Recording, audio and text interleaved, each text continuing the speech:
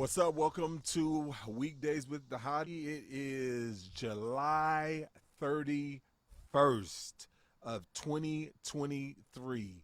Why is that important? It is important because somehow Georgia has decided that it is okay to go back to school on in the month of July. I think it is actually that may be sin for anybody to be going to school in the month of July is wrong. But somehow Georgia has decided that it is okay for us to be in school. So that's what's happening. School officially starts in different parts of Georgia today, July 31st. I remember when I was going to school, like it was after Labor Day, but now kids are going back to school, and I know there's a ton of reasons of why. I don't know for you when you guys go back to school in your area, but in Georgia, we are going back to school. And so some kids go back to school July 31st. Some kids go back to school tomorrow, August 1st, for Atlanta public schools, which my kids go to school. And by the way, all of my kids are in high school. That's another story for another day. I got 4 high schoolers and 2 in college. But all of my kids are in school and they start school tomorrow. So I'm like, oh my goodness, here we go, another season of life. And so I wanted to talk about that. I wanted to talk about change management, right? Because one of the things that we often overlook is how often change takes place. That the idea of seasons. We have a master class in the My Boulevard City syllabus that talks about just time management and how do we maximize the moment. And so that's really what I wanted to talk about is like how do we maximize every season. And if you think about it, just like our lives, our seasons change, and seasons usually happen about every 90 days. Every 90 days that seasons are changing, and that's when we have. So we go from fall to summer. I mean, fall to winter, winter to spring, spring to summer, and there's this evolution. And I think that's just the way God has kind of managed, told us to kind of operate with time in this seasons. But instead, what we do is that we just kind of do things, we treat every season the same, and we don't bring new expectations. There's different expectations for different seasons, and I think that that's really important. And I like to utilize it in this, you to express it in this example. Just imagine, like, if you're looking at your closet and you have all the clothes in your closet, and if you go in and let's say it's the heat of summer, and at the heat of summer you say, all right, I want to make sure that I'm bringing balance to my all of my wardrobe, so I'm going to make sure that I'm wearing my jackets just as much as my shorts, just as much as everything else. You would be like, that's crazy, because you recognize that in certain seasons you are to focus in on just simply the stuff that's appropriate for that season. And so that's really what we do is like, so we some of us, we take away and put away all of our jackets and all of our winter clothes and put it in a closet or put it in the attic, but then we focus in on the summer clothes. And that's what we want to do, is that we want to wear summer clothes in the summertime. We don't want to wear winter clothes in the summertime because that's weird and that's strange. We want to wear summer clothes in the summertime, right? But why don't we think about that? And when it comes to life, I think we just we don't change up our rhythms. We don't think about our rhythms, differently when it comes to life. And so for me, this is something that is different. Like, for those people that are in Georgia, for parents that are in Georgia specifically, this is a different life season. And so we are going back to school. And it's always times that we got to understand about change management. Change management is one of those things that is hard for everybody, right? Because we're not ready for change, used to change, don't want to change. Like, there's all different types of things that happens in change, and it just brings out things in people. So I just wanted to talk a little bit about change and change management, and I think that that's important. But let me just ground this in scripture a little bit. This is talking about like season and times, because there's two different types of time. There is chronos, and chronos time is the time that is just like time and space. There's 24 hours in a day. There's 365 days in the year. There's 90 days in 3 months or in a season. Like, that's chronos, right? But then there's also what we call kainos, right? Or kainos, right? This idea of how do we maximize the time in which, or the season in which we are in. And so when we're thinking about both our chronos and our kainos, is it's like, how do we maximize the chronos, the time or the season that we are in? And so for those who are going back to school, how do we maximize those time, right? And so in Ecclesiastes chapter 3, it talks about this idea. It says, there is an kainos, there is an occasion for everything, a time for every activity under the sun. That's a kainos type of time, or a kairos type of time. But then he says, a time to give birth, a time to die, a time to plant, a time to uproot, a time to kill, a time to heal, a time to tear down, a time to build, a time to weep, a time to laugh, a time to mourn, a time to dance, a time to throw stones, and a time to gather stones, a time to embrace, a time to avoid embracing, a time to search, a time to count as loss, a time to keep and a time to throw away, a time to tear and a time to sow, a time to be silent and a time to speak, a time to love and a time to hate, a time for war and a time for peace. And then so right here, the author starts off with saying there is a time. He gives these what seemingly to be polarizing things, that there's a time to embrace, but then there's a time to give away. There's a time to throw, but there's a time to gather. There's a time to dance, but then there's a time to mourn. So he's using what seems like are polarizing or polar opposite things, but he says there is a season, there is a time for these things. And so then he goes and he says, let me give kind of an explanation of it in Ecclesiastes 3:9. He says, what does the worker gain from his struggles? I have seen the task that God has given the children of Adam to keep them occupied. He has made everything appropriate in its time, right? But he has also placed eternity in their hearts. So here we are, that God has placed this God-sized void in our hearts of what does it look like to fill up the time in which we are currently living. And I think that is so important and so critical for us to look at that. And so as we are entering into a different time, right, I think it's important for us to recognize that if you are a parent, that you are entering into a different space, whether it is like Georgia here, August 1, we're actually going back to school, or whether it is for you that like coming back to school as a college student, or sending kids off to school, because these are all seasons of life that are different. That is important for us to recognize, is that the different seasons that we have in life. And the more we are able to understand seasons, the better. And like, we have seasons in our marriage, we have seasons in our parenting, we have seasons different, but we try to apply different seasons principles or practices to every season. So that's why, like, think about parenting. The season of parenting, Angie and I, we talk about from 0 to 12, that's control. 12 to 18, that's the season of conviction. 19 and beyond is the season of counsel, right? But if you try to apply principles of control to your teenager, that's when you're going to you're going to be that helicopter parent. It's going to be too much, right? You're not helping them in that natural maturation process, right?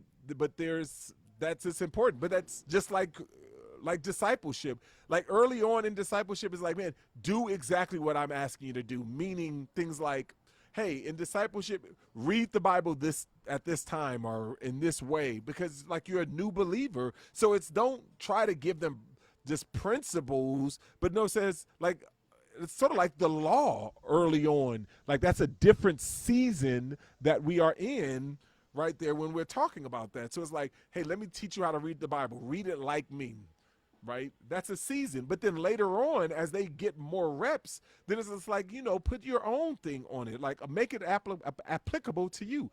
You're going through change all the way to the point where it's like, man, you need to go and make disciples and teach, right? So that's really what we're talking about. That's season. That's evolution. That's a season of change. That's an evolution process that we have. Jesus, we see this model. It's just like Jesus says, hey, first you watch me. Then it's I you watch me and help a little bit. Then it's let's do this together. Then it's no, I'm going to predominantly watch you and help you a little bit. Then I'll just simply watch you and send you. That's change. Change management. Too often we don't understand change management. So this is the reason why whenever you are going through change management, you have to understand kind of what we talk about: principle, prudence, and practices, right? You may have heard me talk about this before: principle, prudence, and preference. But when it comes to change management, you got to do principle, prudence, and practice. The principles are carried throughout, right? I want to honor God. That's a principle that you're using. But what's the prudence? The prudence is what's the wisdom in this season, right? And then what does that lead to? What specific practice am I going to have in this season? And that's how we able to maximize the time in the season in which we in. If you can take the principle and then say, okay, wisdom wise, what are other people that are doing? And then what are some practices that are applied to me? Angie and I, when we first got married, or first, not first got married, when we first had kids, which was very close to when we first got married. We had kids only a year. We had our first kid 13 months after we got married. So anyway, so very close. But when we got married, we was like, okay, what are some of the biblical principles about parenting? And so we did that. We started reading books. We started studying the scripture. It was like we wanted to know principle. Those are the hills we want to die on. But then we wanted to go into prudence. What are some wisdom that we can have in understanding wisdom, like from other people, seasoned parents and leaders? So we would ask them, so these are some wisdom, but it's not biblical principles, but here's some wisdom that we have. And then we started saying, okay, so what are some practices that we have that, do we put our kids in daycare? Do we not do we breastfeed? Do we not breastfeed? Like, what are some practices that we have? Like whether you breastfeed or not breastfeed or bottle, right? Those are all practices that we have that hopefully is based upon the principles. So what does that have to do with change management? As we are entering into the season, like for us, as we are going into the season of like sending our kids back to school, what are the principles? So tonight, literally tonight, I will be sitting down with my whole family and with all of my kids, and we'll be having the talk, right? What is the talk? It is the talk to let our kids know change is coming. Change is happening. We are going back into school, and this is a new season. And with a new season, there are new expectations. There are new realities. There are new things that we're doing, right? Because think about it. We've just had the last 90 days, around 90 days. It seems like now it's like 30, 40 days. But we've had these last 8 months, 8 to 10 weeks of kind of a summer rhythm. Now we are no longer in some summer rhythm. And by the way, we also did this in the summer. Hey, this is what summer is going to look like, right? And so we're constantly doing it. Like and I just recommend that you are constantly setting expectations. You're constantly doing that, and that you're going through kind of the principles, prudences, and then practices. The practices that you are trying to adopt for this next season. Does this make sense? Right? I would love some feedback. I would love even some questions or some things that you may have specifically around this, because I think it's really important that we understand change management, that we are taking it through this process of what is the principle, right? The principle is we want to love God. What is the the prudence? That, okay, in this season, our times are different. We're in school. Then we want to take that principle, the wisdom, and then what's the practice? How does that practice flesh itself out? That when you walk through this process, it's helpful. Then after you take yourself through that process, then you want to be able to communicate that process to whoever it is, whether it's to yourself, to your spouse, to your nuclear family. You want to be able to communicate that process. And like, how do we come to that? So what does that look like for us? So right now, Angie and I, we're considering, like, we've given our kids money for chores, right? That was one of the things, because we want to, but let's just say the biblical principle that we feel like, because we are parenting all teenagers, one of the principles that we're trying to give in this stage of conviction, because all of our kids are in that age from 12 to 18, or at least our kids in the home are 12 to 18 now in high school. We want to teach the responsibility, stewardship. And so we are probably going to be moving away from just simply giving them allowances, and we're saying like, hey, you need to go get a job, and so that's prudence. This is just wisdom, or even a practice, because the wisdom in it is just simply saying, hey, we want you to understand that you need to work for, kind of like, this is not a means of salvation, but work for and then steward your time, your talent, and your treasure. Because, when in the summertime, you can just kind of laissez-faire, do whatever you want. But when we come to like school time, there's needing a lot more discipline, and we need to be a good steward of our time and our talent and our treasure, so that we want you to apply it in this way. Get a job. Like, we want all of our kids to have a job, potentially. We want all of our kids to be like school, job, and some type of extracurricular or spiritual dynamic, right? And so I'm just kind of working off top. Me and Angie and I were going to talk about it more today, but we're going to have that conversation tonight. And that's kind of what I'm saying, change management, right? Does that make sense? Hopefully it does. Hopefully it does. Because, again, there's a time for everything. There's a time for everything. And that's really the heartbeat that I want to communicate today. And so that's really what I have for you guys today. There's a time for everything. And then if you're going to change, take it through that process. All right, what's the principles? What's important for you as parents, or you as spouses, as you as whatever, like if you're a teacher going back to work, like in this new season, what is like the principles? What are the wisdom behind? What are some things that you would like to see applied, the wisdom behind it? And then what are some of the practices? How are we going to flesh this out? If you use that grid, you're communicating, you will create and you will be able to cultivate the different expectations that we have. Because we may, like during the summer, we're able to cook a lot together, do a lot of different things. But when volleyball season and basketball season and football, like when all the different seasons come, we're not able to do all of the things that we're doing. When travel picks up, like it's like there's this different expectations. So talk about that, expectations. Tomorrow, I'm going to talk about expectations in an exercise that we do often that's centered around expectations. And I think that this will be helpful for you. But today, I just want to kind of give you just some principle, prudence, and preference. Not preference, practice. Like when we're talking about change management, we need to kind of walk through that grid. We need to have that communication, set up a time, talk about it so that we're all clear, and then kind of move forward. All right. Since there's no comments or questions, I'm going to let us go. But I appreciate you guys. Philip, appreciate you, man. And we'll just see you guys tomorrow, 10 a.m. Peace.